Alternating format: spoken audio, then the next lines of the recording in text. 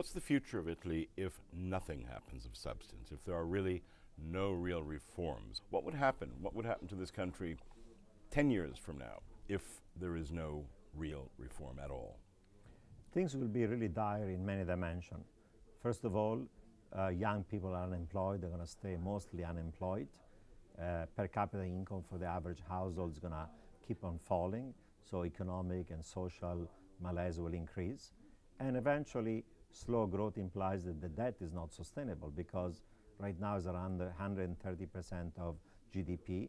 Real interest rates are going to gradually rise as interest rates around the world are going to be normalized in US, in Europe.